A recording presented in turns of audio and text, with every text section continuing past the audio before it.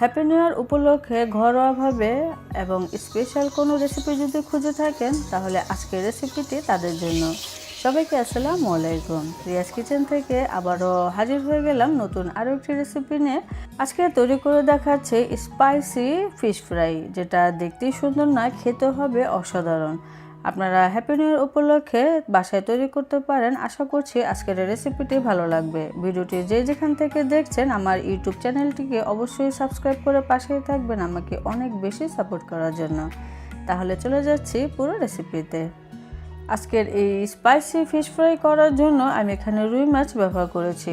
আর রুই মাছটা একটু বড় দেখে নিয়েছি এবং মাঝখানে কাঁটাটা ফেলে দুই ভাগে স্লাইস করে নিয়েছি। এখন এই ছুরির সাহায্যে মাছটাকে একটু কাট লাগিয়ে নিচ্ছি যেন ভেতর পর্যন্ত মশলা ঢুকে, যেটা খেতে ভালো লাগবে। দোনো পিস আমি এভাবে কাট লাগিয়ে নিচ্ছি। একটু ডাবিয়ে কাটার চেষ্টা করবেন যেন মশলাটা খুব সুন্দরভাবে ভেতরে ঢুকে যায়। হয়ে গিয়েছে। এখন আমি একটি বাটি নিলাম। এখানে আমি বেশ পরিমাণে পানি নিচ্ছি।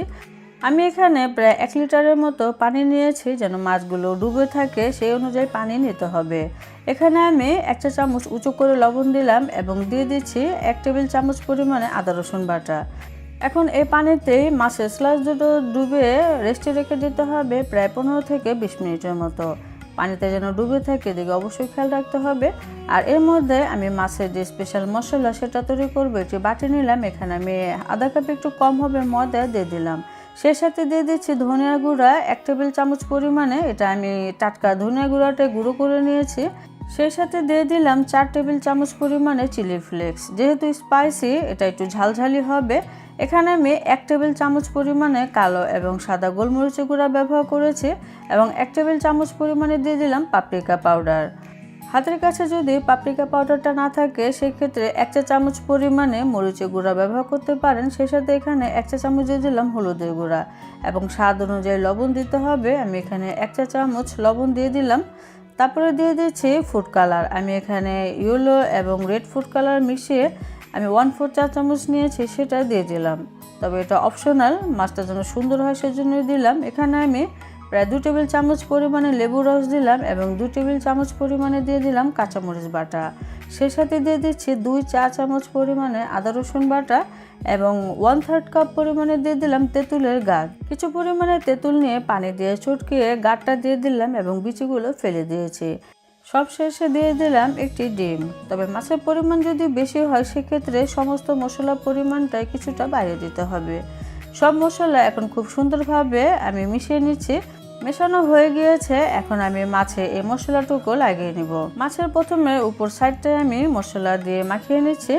মশলা আসলে মাছের মধ্যে এমনভাবে দিতে হবে যেন মশলা দিয়ে মাছগুলো খুব সুন্দরভাবে কোট হয়ে থাকে এবং মাছে যে আমরা কাট লাগিয়েছিলাম সেই ভিতর পর্যন্ত মশলাগুলো এভাবে করে দিয়ে দিতে হবে, তাহলেই মাছটা খেতে মজা হবে। আর এই মশলাটা মাখানোর পরে আমি লবণটা একটু চেক করে নিয়েছিলাম। আমি এখানে আরও আধা চা চামচ পরিমাণে লবণ দিয়েছিলাম।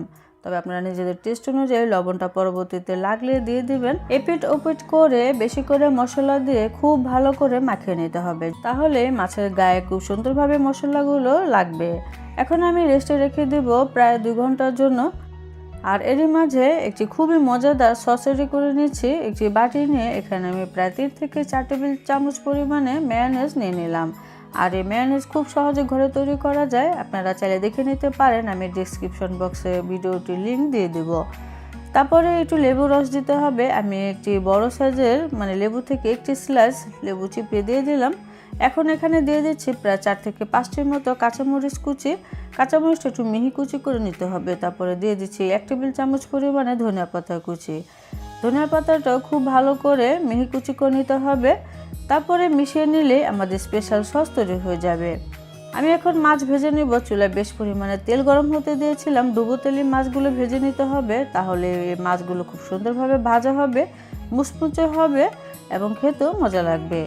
তো চুলা জালটা বাড়িয়ে আমি তেলটা গরম করে নিয়েছিলাম। মাছটা দেওয়ার পরে চুলা জালটা আমি কিছুটা কমিয়ে এপিট উপিট করে সুন্দর একটি কালার আসার আগ পর্যন্ত এই রুই মাছকে ভেজে নিয়েছি।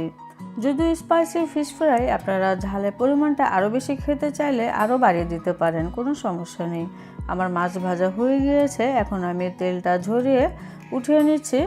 আর আরেকটা মাছের টুকরো যে রয়ে গিয়েছে আমি সেটাও ঠিক একইভাবে ভেজে নেব। আমি একটি টিস্যুর উপরে রাখলাম যেন এক্সট্রা তেল চলে যায়, আর দ্বিতীয় যে পিসটা রয়ে গিয়েছিল সেটাকেও ভেজে তুলে নিলাম। এখন গরম গরম থাকা অবস্থায় উপরে সামান্য একটু চাট মশলা এবং সামান্য একটু চিলি ফ্লেক্স দিয়ে দিতে হবে। এতে করে চাট মশলার ফ্লেভারটা আসবে এবং খেতেও মজা লাগবে। এবং চিলি ফ্লেক্সটা দিলাম যেন আরও কিছুটা স্পাইসি হয়, যেটা খেতে ভালো লাগবে। তো গরম গরম থাকা অবস্থায় এই মশলাটুকু দিতে হবে। এখন আমি পরিবেশন করছি। আপনারাও এই রেসিপিটি ফলো করতে পারেন, আমি আশা করছি ভালো লাগবে। আপনারা দেখে নিশ্চয়ই বুঝতে পারছেন দেখতে কতটা লোভনীয় আর খেতেও অত্যন্ত মজার হয়েছিল। আমি আশা করছি আপনারাও তৈরি করলে নিরাশ হবেন না, খেয়ে সবাই প্রশংসা করবে। আর সেই সসের সাথে অবশ্যই পরিবেশন করবেন, তাহলে এর মজা দ্বিগুণ হয়ে যাবে। আপনারা চাইলে চিলি সস বা টমেটো সসের সাথেও পরিবেশন করতে পারেন, তবে এই সসটা খেতে অত্যন্ত মজার। ভিডিওটি ভালো লাগলে লাইক কমেন্ট করতে ভুলবেন না, আর ভিডিওটি শেয়ার করে দিবেন। সবাই বেশি ভালো থাকবেন। বিদায় নিচ্ছি। আল্লাহ হাফেজ।